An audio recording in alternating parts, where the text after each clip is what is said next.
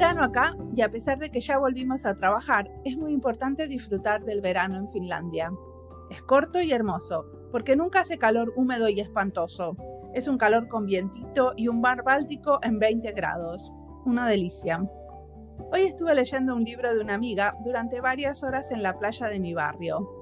Mi amiga escribió un libro sobre esto de tener varias nacionalidades dentro de una. Admirar cosas de más de un país y sentirlas propias. Ella es finlandesa y pasó mucho tiempo de su vida en Colombia. Compara y critica sus dos países. Habla de cómo nos relacionamos de diferente manera con los otros en cada lugar. Como sus hijos, tienen unos gestos y unas maneras de mover su cuerpo diferente cuando hablan o están con finlandeses o con latinos. Y eso lo veo también con mis hijos. En Argentina tocan más a sus amigos y se acercan físicamente. Acá usan menos el cuerpo y se tocan menos. Su libro es en finlandés y se llama Mi Colombia, un libro importante para los que vivimos, sufrimos y disfrutamos las diferencias culturales. Vayamos al invitado de este episodio. Él es Ulises Navarro Aguiar, un diseñador mexicano viviendo en Suecia. Es diseñador industrial e investigador. En esta entrevista nos va a contar cómo se acercó a la investigación en diseño y qué lo atrapó. Y nos dice cosas importantes como que el diseño no es solo resolver problemas, sino imaginar nuevos posibles problemas. Mi nombre es Mariana Salgado y esto es Diseño y Diáspora.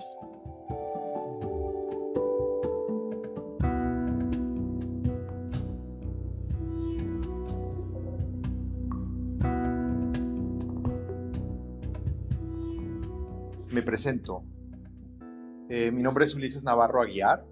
Soy investigador postdoctoral en la Escuela de Arte y Diseño en la Universidad de Gotemburgo, Suecia.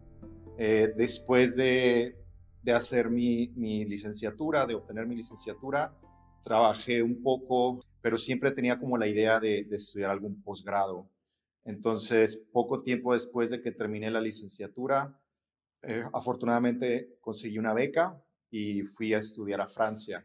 En Francia hice una maestría en una escuela de diseño y la maestría era en gestión del diseño, se podría decir, como design management. Okay. Después de eso, estuve trabajando en agencia de diseño un par de años ahí en Francia. Más específicamente era una agencia de diseño de servicios y como que durante ese tiempo empezó a nacer, digamos, pues como una cierta vocación por la investigación, por algunos de los proyectos que realizamos en esta agencia, como que el mundo de la investigación se abrió a mí como quizá un horizonte para explorar.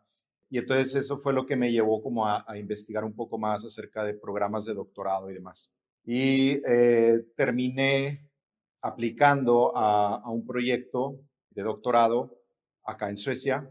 Sí, eso fue en el 2012. Y ahí fue, en este proyecto, era un proyecto muy interesante porque agrupaba diferentes instituciones de Europa. Era un proyecto que era financiado por la Comisión Europea. Y este proyecto, entonces, era, digamos, en torno a la gestión del diseño en un sentido amplio. La ventaja de este tipo de proyectos era de que trabajamos mucho en red. O sea, había otros investigadores, que es ahí donde conocí a Verónica, por ejemplo, en este tipo de, digamos, de setup de la red, hacía que viajáramos bastante, tomábamos cursos en diferentes lugares y incluía a Alto, de hecho, Alto, el Politécnico de Milán, Imperial College en Londres y la Universidad de Gotemburgo. ¿Ese es un proyecto de María Curie? Exactamente. Ah, ok, que son para viajar específicamente, ¿no? Para pasar un tiempo en cada lugar Sí, y hacer una parte de la investigación en diferentes países. Correcto, correcto. Sí, es un tipo de fellowship donde los investigadores tienen digamos, en el vocabulario que usan en la Comisión Europea, es lo que se le podría llamar una ITN, que es, bueno, en aquel entonces, no sé si todavía se llaman así, que es Initial Training Network. Y entonces esta red, hay un presupuesto para tener cursos, para viajar a conferencias, y la idea es formar una red entre todos los investigadores que están trabajando en esta red y que se cree una especie de comunidad en torno a eso. ¿Y este proyecto sobre qué era específicamente? Me dijiste que era sobre gestión de diseño, pero podemos hilar un poco más fino qué es lo que quisieron hacer. Porque había ¿cuántos investigadores trabajando en esto? Éramos 13 investigadores basados en diferentes ciudades de Europa y trabajando con diferentes organizaciones. Había diferentes nodos dentro de la red. Había diferentes nodos y cada nodo, digamos que tenía como un tema particular. Si no mal recuerdo, había uno que tenía que ver con diseño de servicios, específicamente. Había otro que tenía que ver con diseño y complejidad organizacional. Había otro que tenía que ver con innovación, más como tipo gestión de la innovación a través del diseño.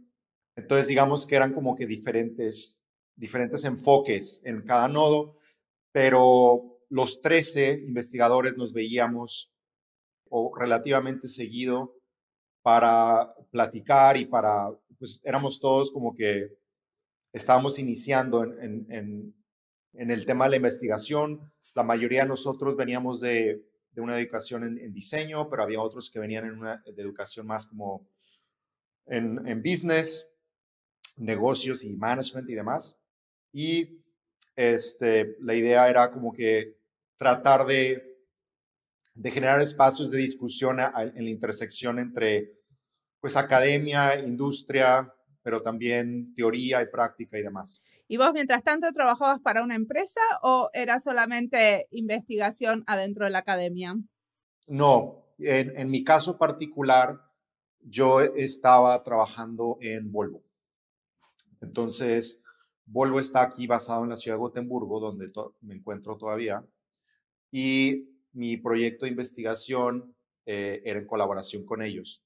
Entonces, en Volvo hice yo un estudio etnográfico del departamento de diseño global en Volvo. Entonces, estuve 3 años metido en el departamento de diseño en Volvo, tratando de documentar sus procesos y pues la vida en el estudio de diseño básicamente. Y eso fue parte de mi tesis doctoral, ¿no? Entonces me involucré en diferentes proyectos, pues a la vez que era investigador en el departamento de diseño, me involucré en diferentes proyectos y digamos que mi interés particular en este proyecto era investigar acerca de el rol cambiante del diseño, sobre todo en estos lugares donde pues el rol del diseño ha sido pues ha estado establecido por ya muchos años, sobre todo en industrias manufactureras, ¿no? Donde tienes un grupo de diseñadores industriales que generalmente están encargados pues del interior y exterior, ¿no? El diseño interior y exterior de los vehículos, en este caso. Y me interesaba ver cómo ese rol era, pues cómo se iba fluidificando, por decirlo así, a través de los cambios en la industria, ¿no? De los cambios en los modelos de negocio, la manera de generar valor y demás. Me interesé mucho en cómo el rol del diseño pues ya no se limitaba solamente a la forma concretamente del producto, sino a toda la parte relacional de diseño de servicios y también repensar la idea de valor en el proceso.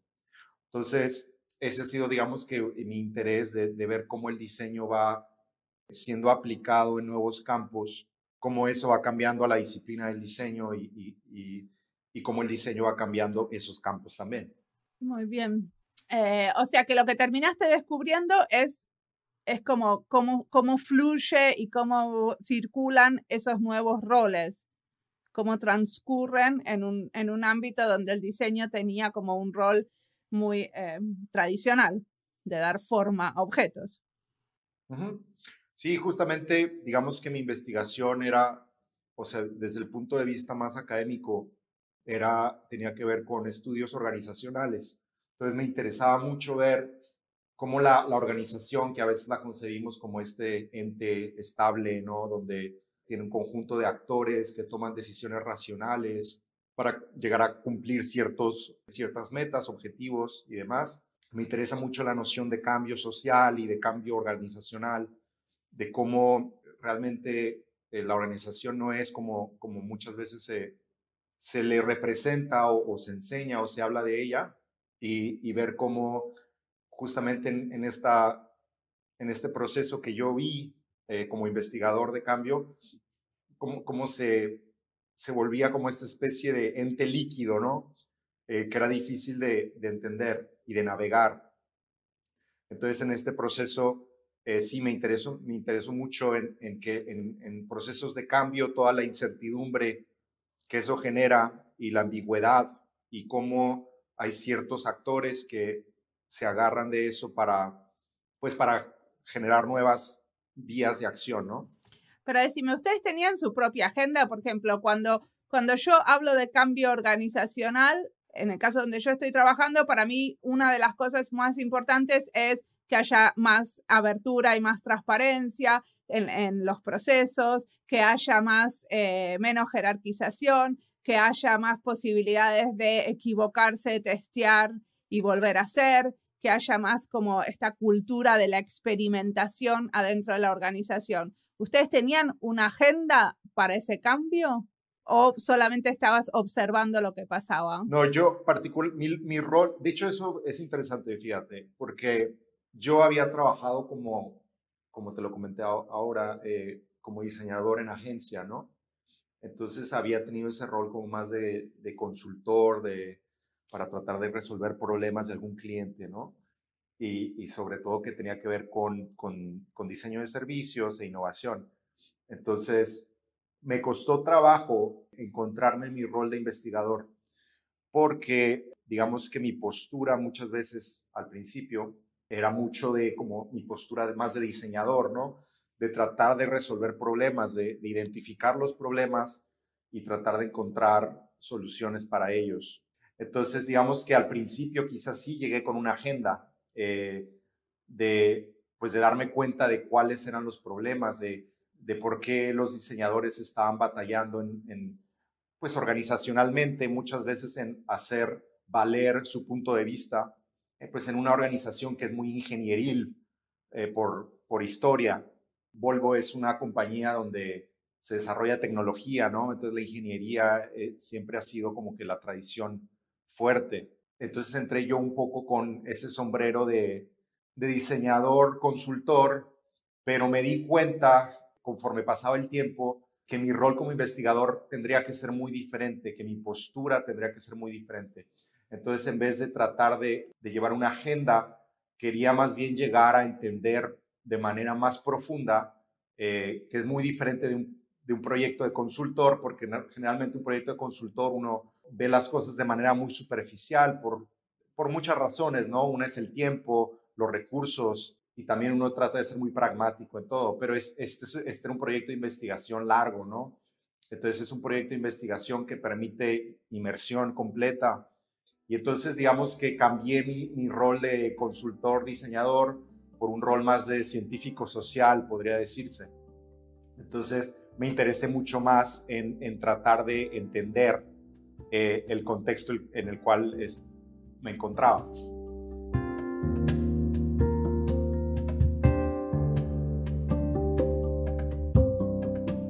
Ulises cuenta cómo tuvo financiación de un proyecto de la Unión Europea.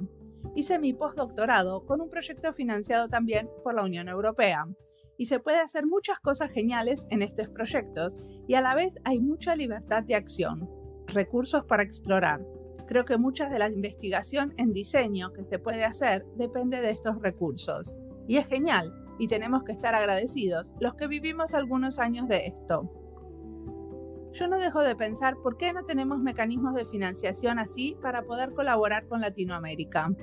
¿Por qué tenemos esta plata solo para hacer trabajo en Europa y con europeos? Quisiera que tengamos más trabajo en común entre Europa y Latinoamérica. ¿Dónde se pueden financiar proyectos en conjunto?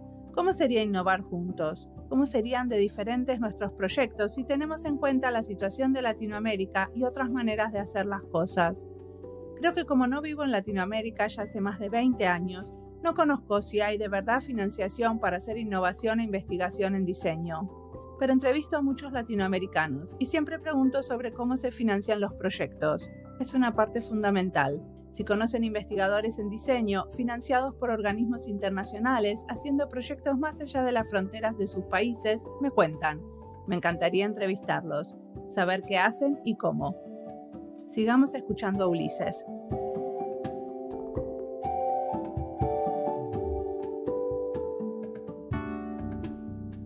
Ok. Ahora pasemos un poco a lo que estás haciendo ahora, ¿no? Que parecía muy interesante. ¿Me contás cómo era? En lo que he estado trabajando tiene que ver, podría decirse que es como una continuación de mi proyecto en Volvo. Me he interesado bastante en toda la noción de cómo movilizar el diseño para la innovación, pero digamos que desde un punto de vista no tan instrumental, sino que más de un punto de vista como de exploración y de tratar de entender ciertos procesos sociales alrededor de eso. Entonces, concretamente, mi proyecto tenía que ver con estudiar, por ejemplo, lo que ha pasado con el design thinking y con todo lo que tiene que ver con adoptar una actitud de diseño para la innovación y demás. Y me he interesado mucho en tratar de, ¿cómo decirlo? Como de analizar, como de abrir un poco esa caja negra y para tratar de entender lo que estamos hablando. Entonces, con algunos y algunas colegas de acá hemos estado trabajando en el tema de cómo traer una especie de crítica a todo ese movimiento de design thinking e innovación, o más bien lo que llamaríamos, si vamos a términos un poco más técnicos, una post-crítica, que más que tratar pues de hacer una especie de crítica donde lo único que hacemos es desmantelar, por decirlo así, el concepto o la práctica del design thinking. Es más como una especie de análisis constructivo para tratar de entenderlo y ver pues, cuáles son algunos de los problemas con la manera en que conceptualizamos y entendemos ese tipo de cosas. Entonces, algo de lo que hemos estado haciendo es estudiar mucho lo que es la cultura del diseño, la cultura del diseñador, que es algo que en el movimiento del design thinking no se traduce para nada. Generalmente el design thinking se concibe como esta serie de métodos, se empaquetan de manera atractiva como una serie de tareas o métodos para que se puedan aplicar para la resolución de problemas, ¿no? Y a nosotros nos interesa como que ir más allá de la noción de resolver problemas y entender el diseño como una práctica mucho más amplia que tiene que ver con la imaginación de nuevos posibles. Y para la imaginación de nuevos posibles, en lo que estamos tratando de proponer es de que el diseño no puede ser separado de su cultura, de la cultura y de la práctica. Entonces, digamos que nuestra crítica va más en torno a cómo en el design thinking se ha olvidado toda la parte estética del diseño, toda la práctica material, lo que en inglés le llaman el craft, ¿no? La noción del trabajo manual y todo eso que, digamos, se abstrae en todas las iniciativas de design thinking que son muy populares en varios círculos, no solamente empresariales, sino también en organizaciones gubernamentales e incluso no gubernamentales también, sin fines de lucro. Bueno, entonces vos decís que el diseño no puede estar separado de la cultura y de la práctica. ¿Y cómo hacemos para poder implementar un proceso de diseño que esté como bien arraigado en la cultura? Pues curiosamente eso es algo yo creo que eso tiene mucho que ver con el diseño de una organización. Eso tiene que ver con con la parte organizacional. Y muchas veces lo que sucede es de que se tratan de importar o de transferir conocimientos de diseño, estructuras organizacionales que no están adaptadas para hacerlo emerger o para cultivarlo, ¿no? Entonces, justamente lo que se debe hacer, o sea, una de las pistas que seguimos en nuestra investigación es cómo entonces cultivar organizaciones, ¿no? Cultivar organizaciones donde esta manera de concebir el diseño pueda florecer. Entonces, no, digamos, no llegamos todavía concretamente a decir, este es el tipo de organización que se necesita, pero hay cosas que son muy claras. Por ejemplo, ahorita actualmente en las organizaciones hay una presión grandísima para medir lo que es el impacto, ¿no? Entonces, la cuantificación es como una tecnología que uno voltea a cualquier lado en una organización y hay indicadores para medir de todo, ¿no? Hay objetivos que cuantificar y todo ese tipo de cosas hacen que se genere un enfoque o que el valor se conciba como lo que se puede cuantificar. Y luego existe mucho esa idea en el management, ¿no? De que si no lo puedes medir, no lo puedes gestionar. Y entonces eso, pues obviamente en una cultura de diseño no puede existir, o si se quiere cultivar una cultura de diseño, digamos, para entender una organización o para generar organizaciones o cambio organizacional donde el diseño pueda florecer como una fuerza de cambio, pues se necesitan que ese tipo de métricas no sean dominantes, ¿no? Es muy curioso que pues todo lo que es estético, lo que es imaginativo, por eso pone muy nerviosos, ¿no? A gente que está pues con los números todo el tiempo. No solamente eso, sino lo que tiene que ver con la participación, porque uno no mide cuánta gente pudo realmente participar e influir en una decisión de diseño. Exacto. Cuán representativa es de los que van a usar ese producto o servicio. Como ese tipo de cosas no es algo que queremos medir. Sí, ajá. Por un lado está lo de la imaginación y la creatividad en el proceso, pero también el grado de participación que hubo o de abertura que hubo de ese proceso a otros a tomar decisiones durante, ¿no? Claro, claro. Y muchas veces esos procesos de decisión no son muy transparentes o son simplemente justificados por medio de números, ¿no? Es algo que yo había estudiado un poco en Volvo o de lo que me había dado cuenta, de que el diseñador batalla para hacer valer sus puntos de vista justamente porque es mucho más ambiguo.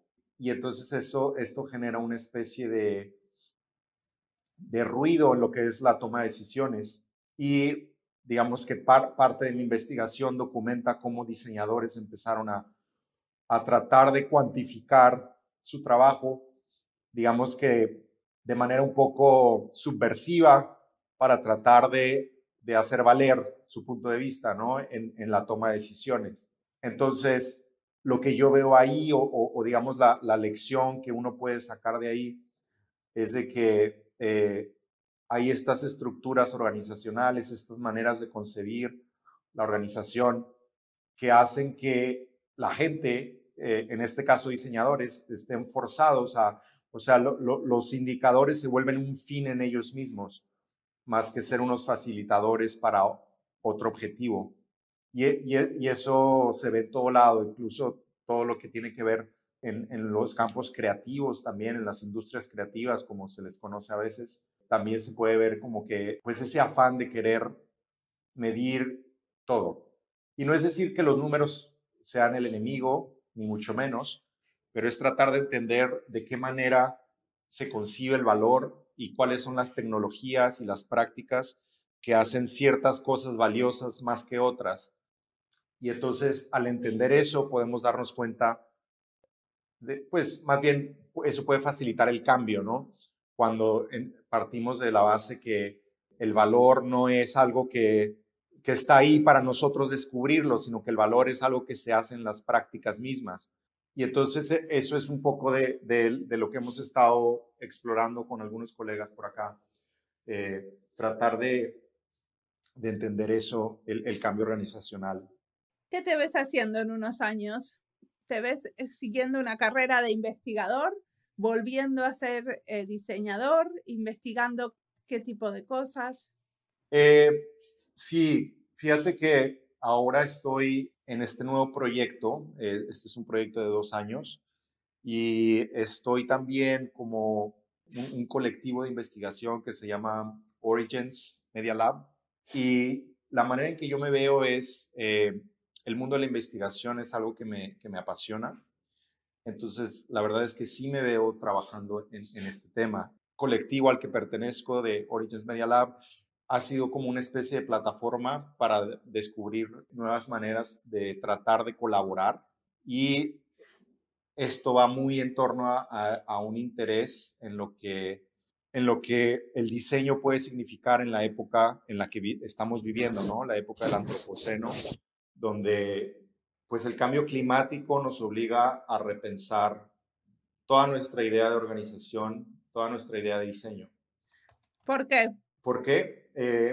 Pues lo que estamos viendo es que pues el sistema Tierra está siendo afectado de manera tal que ya no puede ser concebido como el background, ¿no? de la acción humana, sino que el sistema Tierra como tal es ahora un actor en todo lo que ahora, o sea, en la sociedad, por decirlo así. Y en este contexto, el diseño, pues eso obviamente hay una tradición muy fuerte en investigación y diseño que viene desde Víctor Papanek, que tiene que ver con el daño que el diseño ha hecho por su enfoque tan comercial y totalmente alienado de todo lo que tiene que ver con los recursos y más que los recursos, todo lo que tiene que ver con cuál es el impacto que esto está teniendo en la ecología, ¿no? Sí. Entonces, la organización es súper importante también porque junto con algunos colegas en Origins estamos justamente trabajando en la idea de organización como tratar de repensar qué es lo que una organización, en qué debe convertirse una organización al enfrentarnos a este problema, ¿no? Que más allá de un problema es una nueva condición antropológica. Entonces, muchas veces como diseñadores tratamos de ver como el technological fix, ¿no? De cómo podemos solucionar este problema.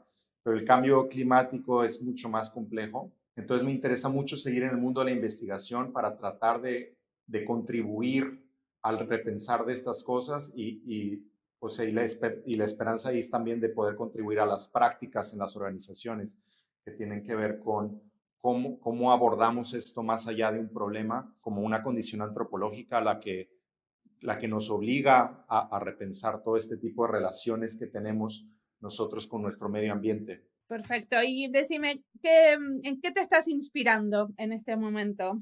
¿Qué película, libro, música, lo que quieras? ¿Qué quieras recomendarnos? Buena pregunta.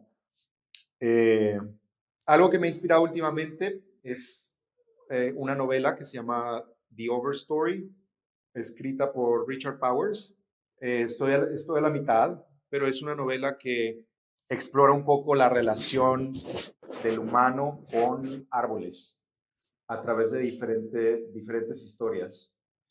Y lo que me gusta de esta novela es de la manera en que el árbol no es simplemente este ente inerte, pero cómo mezcla el árbol en... Lo que me hace pensar mucho es como que esta socialidad más que humana, ¿no?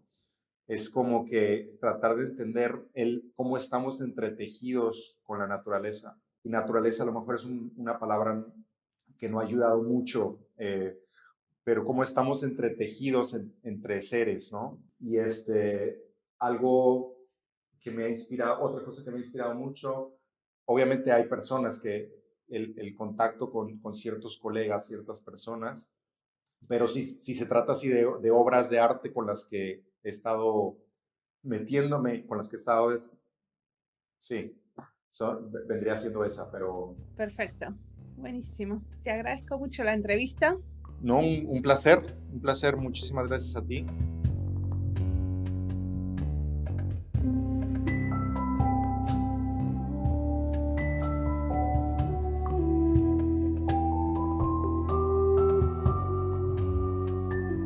Ulises habla al final de la charla de su contribución al colectivo Origins Media Lab y cómo trabajan en relación al cambio climático. Quisiera hacer una serie con diseñadores trabajando en relación al cambio climático. Puse la pregunta en nuestros medios sociales y nos contestaron muchos, así que dentro de poco compilaré la lista y me pondré manos a la obra. Si bien es genial que acá en el norte tenemos cada vez veranos más largos y el mar está templado por más tiempo, no deja de preocuparnos qué consecuencias tiene esto en otras partes del mundo. En mi Buenos Aires empezó a llegar el dengue, que solo existía antes más al norte, en Argentina. El año pasado se enfermaron varios de mis amigos, y estos son solo pequeños cambios que tocan mi vida. Pero para muchos el cambio climático les cambió la vida. Sabemos que tenemos que reaccionar, pero nos cuesta dejar de viajar en avión o de comer carne. Por suerte, algunos nos muestran el camino y los admiro por eso.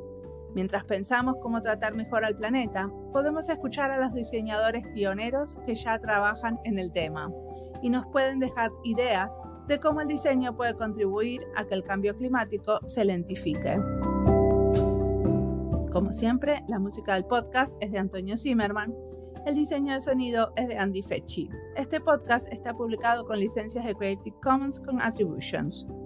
Esto fue Diseño y Diáspora. Pueden seguirnos en nuestras redes sociales, en Instagram y Twitter, o visitar nuestra página web diseñoydiaspora.org. No olviden recomendarnos. Nos escuchamos en la próxima.